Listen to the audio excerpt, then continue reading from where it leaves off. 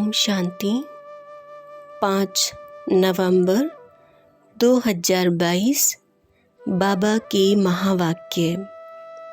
मीठे बच्चे, तुम्हें गृहस्थ व्यवहार में रहते सभी से तोड़ निभाना है। एक बार बेहद का संन्यास कर 21 जन्म की प्रारब्ध बनानी है। प्रश्न: चलते फिरते कौन सी एक बात याद रहे तो भी तुम रूहानी यात्रा पर हो? उत्तर: चलते फिरते याद रहे कि हम एक्टर हैं। हमको अब वापस घर जाना है। बाप यही याद दिलाते हैं, बच्चे, मैं तुम्हें वापस ले जाने आया हूँ। इस स्मृति में रहना ही मन मनाभव मध्याजीभव है। यही रूहानी यात्रा है जो तुम्हें बाप सिखलाते हैं। प्रश्न: सद्गति के लक्षण कौन से हैं?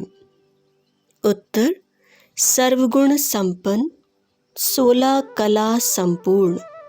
यह जो महिमा है यही सद्गति के लक्षण हैं जो तुम्हें बाप द्वारा प्राप्त होते हैं। गीत: धीरज धर मनुआ। ओम शांति। बच्चे नंबरवार पुरुषार्थ अनुसार जानते हैं कि अब पुराना नाटक पूरा होता है। दुख के दिन बाकी कुछ घड़ियां हैं और फिर सदा सुख ही सुख होगा। जब सुख का पता पड़ता है तब समझा जाता है यह दुख धाम है। दोनों में बहुत अंतर है। अभी सुख के लिए तुम पुरुषार्थ कर रहे हो अथवा श्रीमत पर चल रहे हो। कोई को भी ये समझाना बहुत सहज है। अभी बाबा के पास जाना है, बाबा लेने आया है। गृहस्थ व्यवहार में रहते कमल फूल समान पवित्र रहना है। तोड़ जरूर निभाना है। अगर तोड़ ना निभाया तो जैसे सन्यासियों मिसल हो गए। जो तोड़ नहीं निभाते हैं उनको निवृत्ति मार्ग अथवा हठ योग कहा जाता है। अभी भगवान राजयोग सिखलाते हैं जो हम सीखते हैं। भारत का धर्म शास्त्र है गीता। सन्यासियों का है हठ योग। घर बार छोड़ जंगल में चले जाना। उन्हों को जन्म बाई जन्म सन्यास करना पड़ता है। तुम गृहस्थ व्यवहार में रहते एक बार सन्यास करते हो, फिर 21 जन्म उनकी प्रारब्ध पाते हो। उन्हों का है हद का सन्यास, तुम्हारा है बेहद का सन्यास। तुम्हारे राजयोग का तो बहुत गायन है। भगवान ने राजयोग सिखाया था। भगवान ऊंचे ते ऊंचे को ही कहा जाता है। श्री कृष्ण भगवान हो ना सके। बेहद का बाप है ही निराकार। बेहद की बादशाही वही दे सकते हैं। यहाँ गृहस्थ व्यवहार से नफरत नहीं की जाती है। बाप कहते हैं यह अंतिम जन्म गृहस्थ व्यवहार में रहते पवित्र बनो। पतित पावन कोई सन्यासी को कह नहीं सकते। वह भी पावन दुनिया चाहते हैं। वह दुनिया है एक जिसके लिए पतित पावन बाप को बुलाते हैं, जबकि वह गृहस्थ व्यवहार में ही नहीं है तो देवताओं को भी नहीं मानेंगे। वह कभी राजयोग सिखला न सके, ना बाप कभी हठ योग सिखला सके। यह समझने की बातें हैं। अब दिल्ली में वर्ल्ड कॉन्फ्रेंस होनी है। वहाँ यह समझाना है, लिखत में देना है। लिखत में होगा तो सब समझ जाएंगे। अब हम हैं ऊंचे ते ऊंच ब्राह्मण कुल के, वह है शूद्र कुल के। हम हैं आस्तिक, वह है नास्तिक। वह है ईश्वर को ना जानने वाले, हम हैं ईश्वर से योग रखने वाले। तो मतभेद है ना। बाप ही आकर आस्तिक बनाते हैं। बाप का बनने से बाप का वर्षा मिल जाता है। यह बड़ी पेचीली बातें हैं। पहले पहले तो बुद्धि में बिठाना है कि गीता का भगवान परमपिता परमात्मा है। उसने ही आदि सनातन देवी देवता धर्म स्थापन किया था। भारत का देवी देवता धर्म ही मुख्य है। भारतवासी अपने धर्म को भूल गए हैं। यह भी तुम जानते हो। भारतवासियों को ड्रामा अनुसार अपना धर्म भूलना ही है। तब तो बाप आकर फिर स्थापन करे, नहीं तो बाप आए कैसे। कहते हैं जब जब देवी देवता धर्म प्रायलोप हो जाता है तब मैं आता हूँ। प्रायलोप भी जरूर होना है। कहते हैं बैल की एक टांग टूट गई है, बाकी 3 टांगों पर दुनिया खड़ी है। मुख्य है ही 4 धर्म। अभी देवता धर्म की टांग टूटी हुई है, अर्थात वह धर्म गुम हो गया है। इसलिए बड़ के झाड़ का मिसाल देते हैं कि फाउंडेशन सड़ गया, बाकी टाल टालियाँ खड़ी हैं। तो इनमें भी फाउंडेशन देवता धर्म का है नहीं। बाकी मठ पंथ आदि बहुत खड़े हैं। तुम्हारी बुद्धि में अब सारी रोशनी है। बाप कहते हैं तुम बच्चे इस ड्रामा के राज को जान गए हो कि सारा झाड़ पुराना हो गया है। कलयुग के बाद सतयुग को आना है जरूर। चक्र को फेरना है जरूर। बुद्धि में रखना है कि अब नाटक पूरा हुआ है। हम जा रहे हैं। चलते फिरते यह याद रहे कि अब हमको वापस जाना है। मन मना भव मध्याजी भव का भी यही अर्थ है। कोई भी बड़ी सभा में भाषण आदि करना है तो यही समझाना है कि परमपिता परमात्मा फिर से कहते हैं, हे बच्चे, देह सहित देह के सब धर्म त्याग, अपने को आत्मा समझ बाप को याद करो तो पाप दग्ध होंगे। मैं तुमको राजयोग सिखलाता हूँ। ग्रस्त व्यवहार में रहते कमल फूल समान बन मुझे याद करो। पवित्र रहो, नॉलेज को भी धारण करो। अभी सब दुर्गति में है। सतयुग में देवताएं सदगति में थे, फिर बाबा आकर सदगति करते हैं। सर्वगुण संपन्न 16 कला संपूर्ण, यह है सदगति के लक्षण। यह लक्षण कौन देते हैं? बाप। उनके फिर लक्षण क्या है? वह ज्ञान का सागर, शांति का सागर है। उनकी महिमा बिल्कुल अलग है। ऐसे नहीं सब एक ही एक है। एक बाप है, हम सब आत्माएं बच्चे हैं। अब नई रचना रची जाती है। हम प्रजापिता ब्रह्मा की सब औलाद हैं।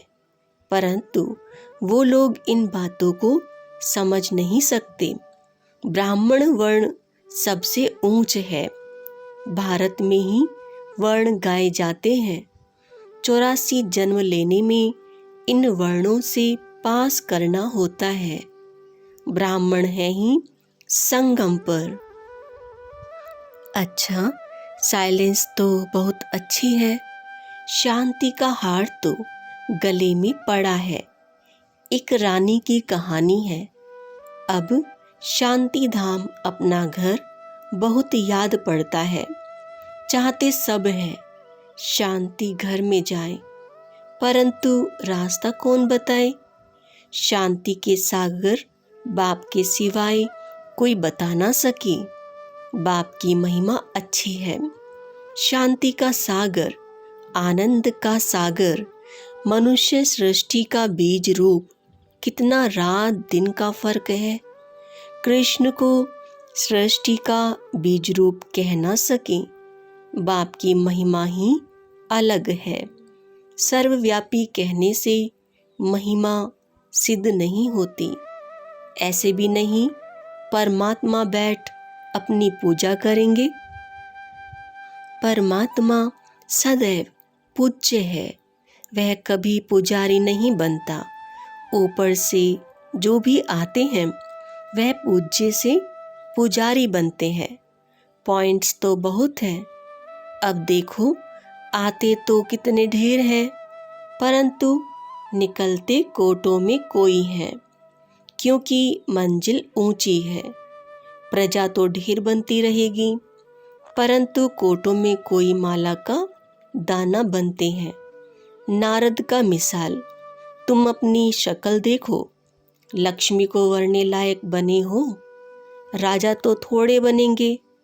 एक राजा की ढेर प्रजा बनती है। पुरुषार्थ करना चाहिए ऊंच बनने का। राजाओं में भी कोई बड़ा राजा, कोई छोटा।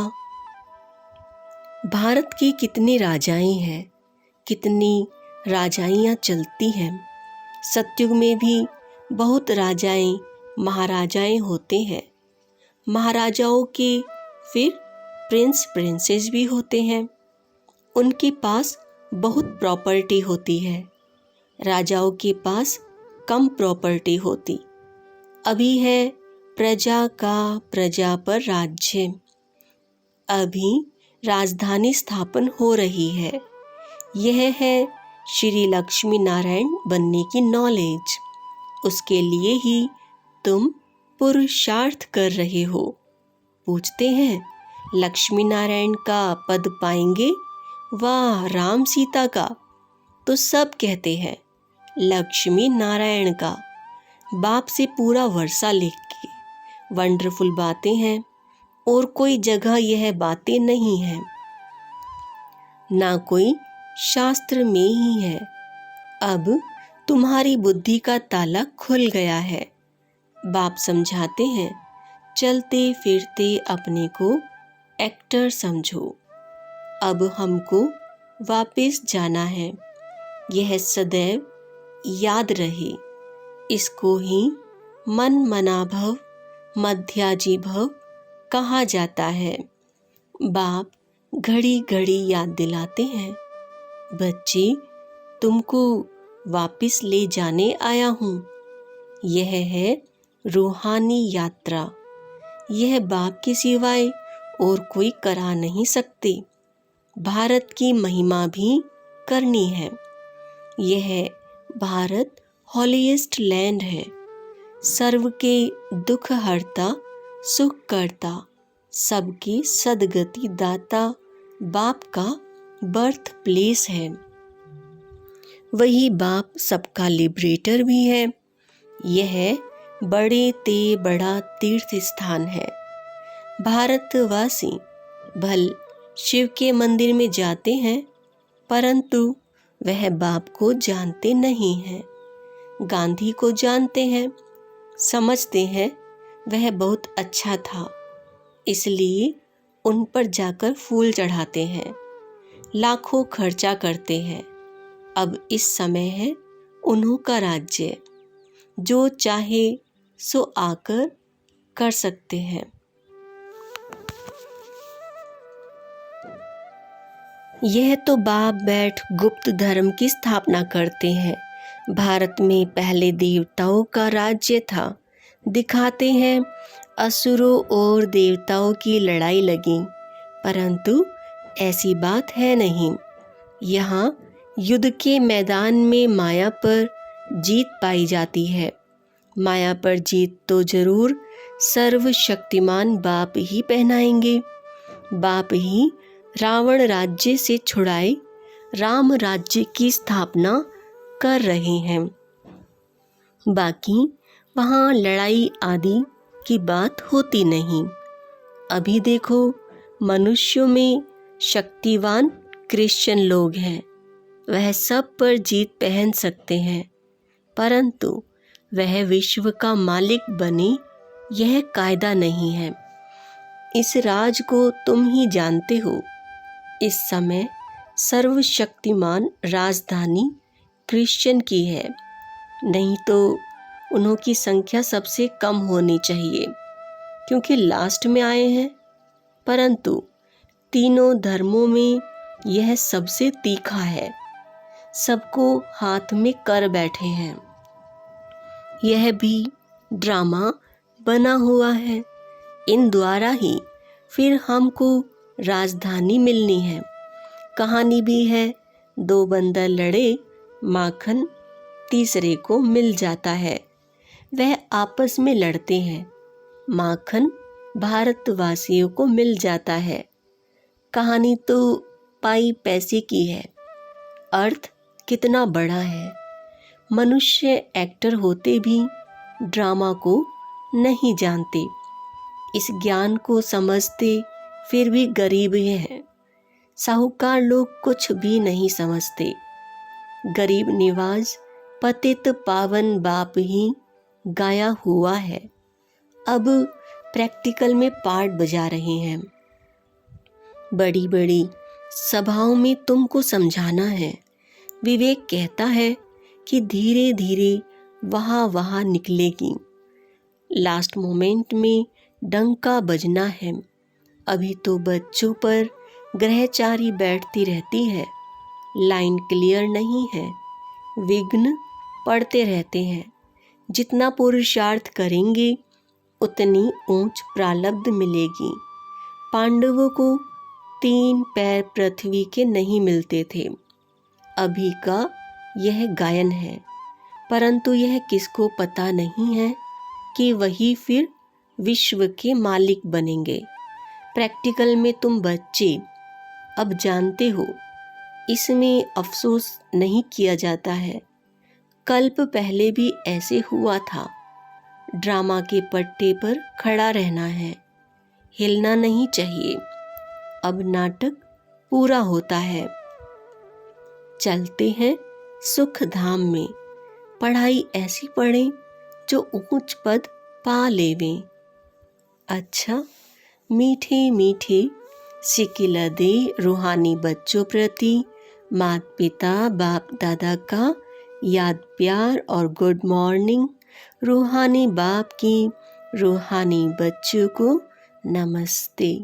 हम रूहानी बच्चों की रूहानी बाप को नमस्ते। धारणा के लिए मुख्य सार। पहला पॉइंट, किसी भी बात का अफसोस नहीं करना है। अपनी बुद्धि की लाइन सदा क्लियर रखनी है।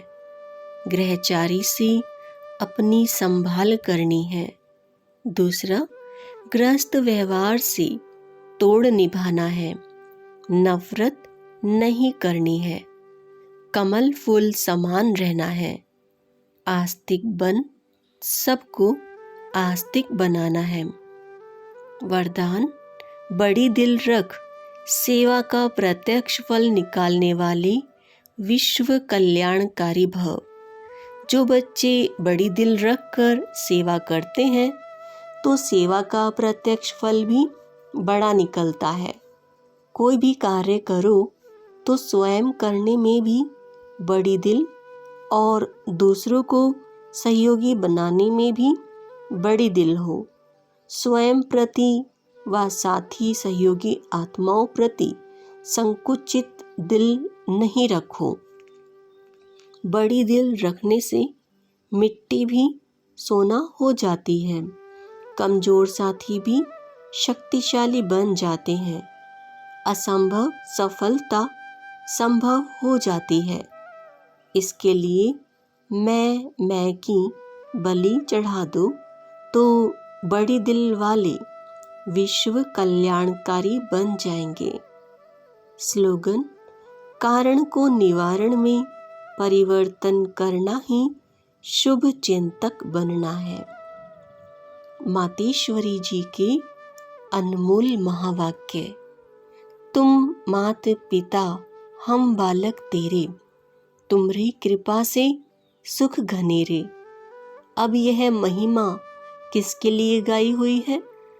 अवश्य परमात्मा के लिए गायन है, क्योंकि परमात्मा खुद मात पिता रूप में आए इस सृष्टि को अपार सुख देते हैं। जरूर परमात्मा ने कब सुख की सृष्टि बनाई है, तभी तो उनको माता पिता कहकर बुलाते हैं। परंतु मनुष्यों को यह पता ही नहीं कि सुख क्या चीज है। जब इस सृष्टि पर अपार सुख थे, तब सृष्टि पर शांति थी, परंतु अब वो सुख नहीं है। अब मनुष्य को यह चाहना उठती अवश्य है कि वो सुख हमें चाहिए।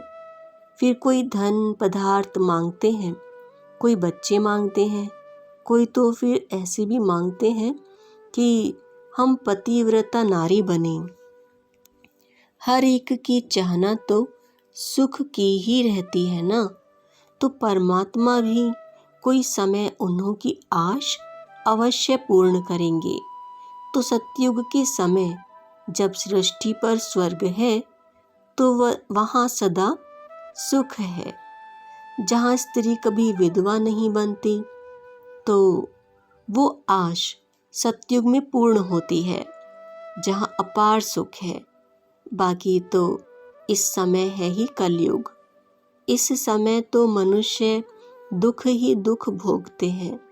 बाकी जब मनुष्य अति दुख भोगते हैं तो कह देते हैं कि प्रभु का भाना मीठा करके भोगना है। परंतु जब स्वयं परमात्मा आकर हमारे सारे कर्मों का खाता चुकता करता है, तब ही हम कहेंगे तुम माता पिता। अच्छा, ओम शांति।